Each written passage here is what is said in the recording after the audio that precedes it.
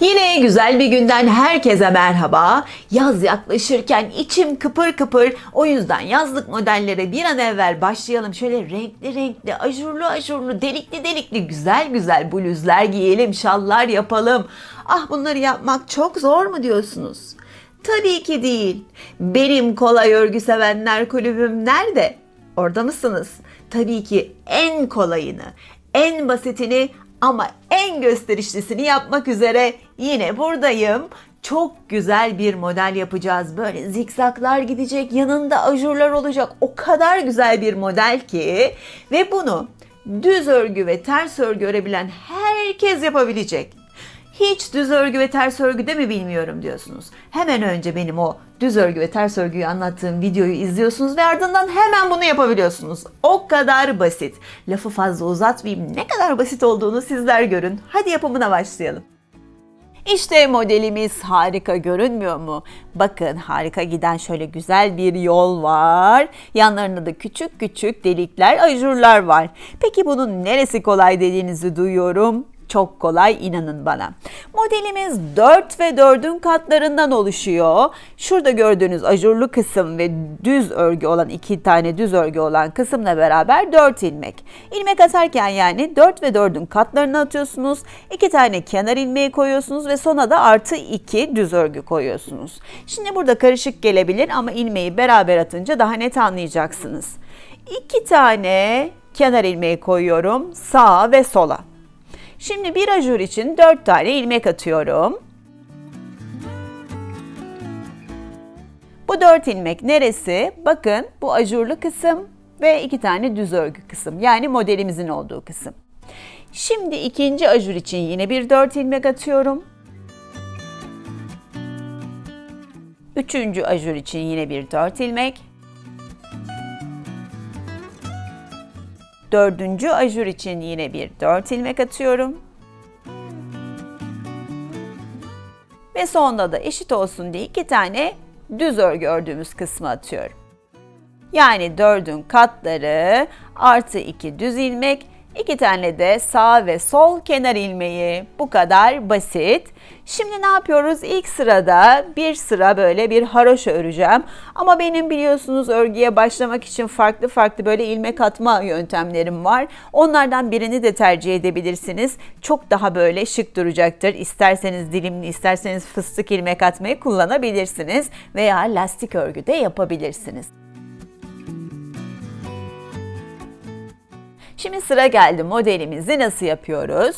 Bir tane kenar ilmeğimizi örmeden alıyoruz.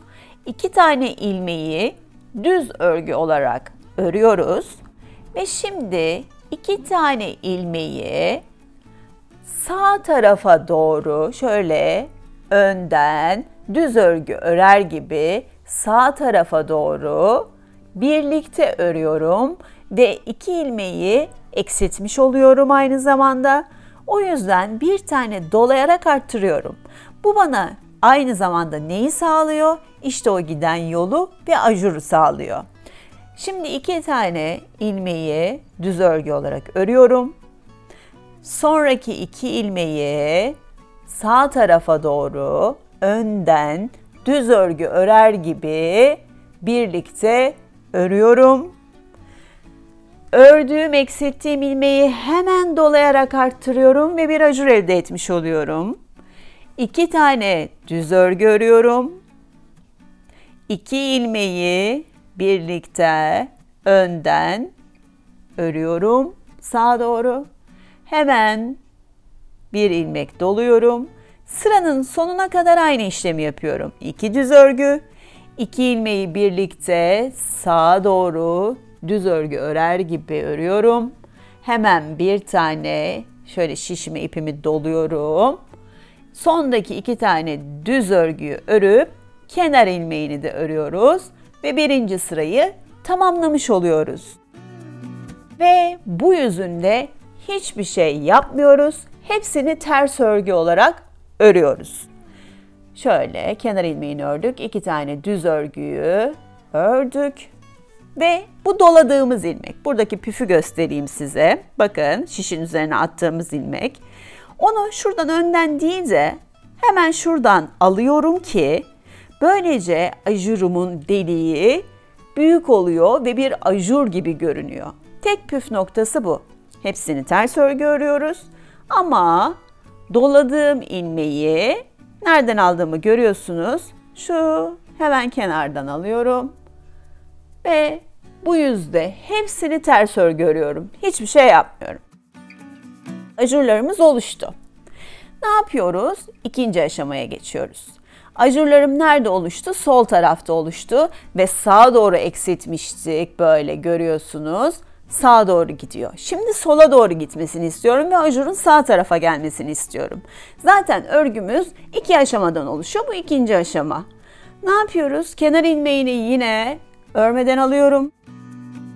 2 tane ilmeğimi düz örgü olarak örüyorum. Şimdi ortada 2 tane ilmek var. Onu böyle sağ tarafa almıştık ya. Şimdi onu yapmıyoruz. Ajur da soldaydı. Şimdi sağ tarafa koyacağız. Hemen şişime ipimi doluyorum. Ajurumu sağ tarafa atmış oluyorum. Sağa doğru eksiltmiştik biliyorsunuz ilmekleri. Şimdi sola gitsin diye 2 ilmeği arkadan örerek eksiltiyorum. Böylece böyle yol sola doğru gitmiş olacak. İşte bunu böyle sağlıyoruz. 2 tane düz ilmeğimi örüyorum örgümü. Ajurumu sola değil sağa koyabilmek için şişime ipimi doluyorum. Hemen ajurumu oluşturuyorum. 2 tane ilmeği bu sefer arkadan şişimi sokarak örüyorum ve böylece sola doğru gidiyor. Sırf bu işlemi yapıyoruz. 2 tane düz ilmeğimi örüyorum. Şişime ipimi doluyorum, ajurumu yapıyorum.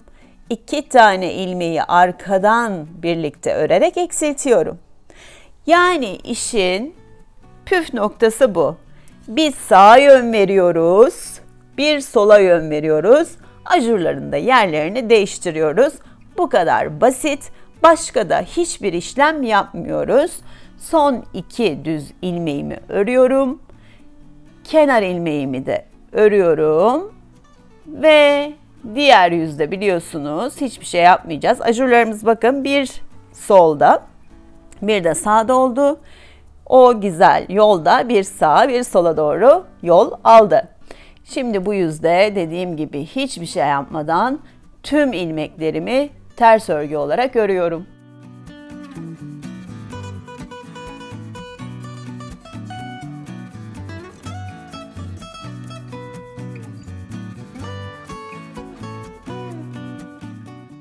İşte modelimiz ortaya çıktı. Zaten sadece bu 2 aşamadan oluşuyor. Bakın yol iyice belirlendi. Şimdi birinci sırada yaptığımın aynını yapıyorum. Ne yapmıştık birinci sırada? Yine kenar ilmeğimi örmeden alıyorum. 2 tane ilmeğimi düz örgü olarak örüyorum. Bakın ajur zaten bize yönümüzü de gösteriyor eğer unuttuysak hangi aşamada olduğumuzu. Şimdi ne yapacağız? Sola koyacağız. Zaten yolda nereye gidiyor? Sola doğru gidiyor. Şimdi sağa doğru gitmesi için ne yapıyoruz? Önden sağa doğru düz örgü örer gibi 2 tane ilmeği birlikte örüyorum ve eksiltmiş oluyorum. Şişime ipimi doluyorum. 2 tane ilmeğimi düz örgü örüyorum. Önden sağa doğru 2 tane ilmeği birlikte örüyorum. Şişime ipimi doluyorum. Bütün sıra boyunca aynı işlemi yapıyorum. 2 tane ilmeği önden sağa doğru düz örgü örer gibi birlikte örüyorum ve ipimi doluyorum. İlk sırada yaptığımın aynısını yapıyorum. Aslında ördükçe ne kadar kolay olduğunu görüyorsunuz. 2 tane aşama sadece. Bütün sıra boyunca da aynı şeyi yapıyoruz. İşte kenar ilmeğimi de örüyorum. Bakın yol iyice belirginleşti. Diğer yüzde zaten hiçbir şey yapmıyoruz. Tüm ilmekleri ters örgü olarak örüyoruz.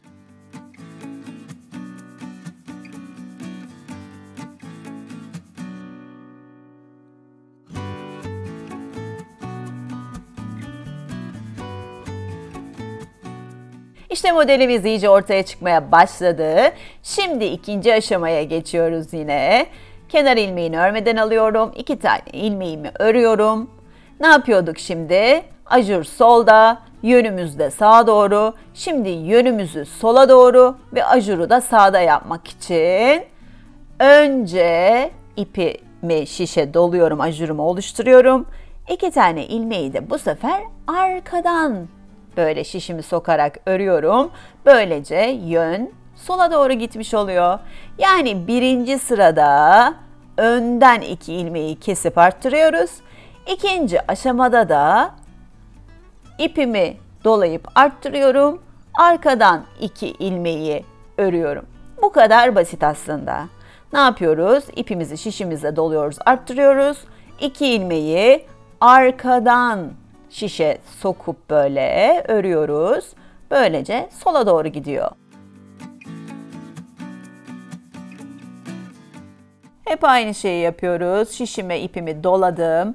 2 tane ilmeğimi de şöyle arkadan birlikte ördüm. Sola doğru yön vermiş oldum yolumu. 2 tane ilmeği düz örgü örüyoruz. Ve son ilmeğimi, kenar ilmeğimi de örüyorum. İşte model bu. Bu yüzde de hiçbir şey yapmadan hepsini ters örgü olarak örüyoruz. Gerçekten çok keyifli yapması ve unuttum diye bir dert yok. Zaten ajurlar yönü belli ediyor ve çok çabuk ürüyor. Şimdi ben birkaç sıra daha öreyim ki modelimiz iyice ortaya çıksın.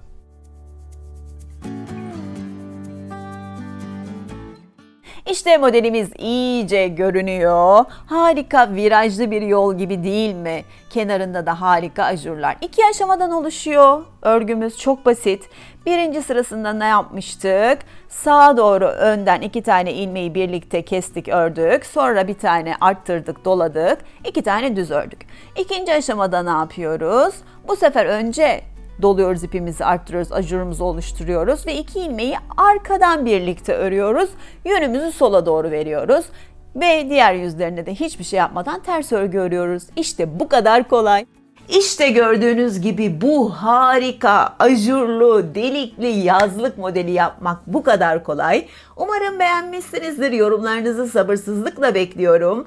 Bu videoda sizinle de ilk kez karşılaştık ve tanıştıysak yaptıklarımdan haberdar olabilmek için lütfen kanalıma abone olun ve orada bir tane zil butonu var. Ona da basın ki ben bir şey yaptığım ve paylaştığım zaman hemen ilk olarak sizin haberiniz olsun. Yine güzel, değişik projelerde görüşmek üzere. Şimdilik hoşça kalın.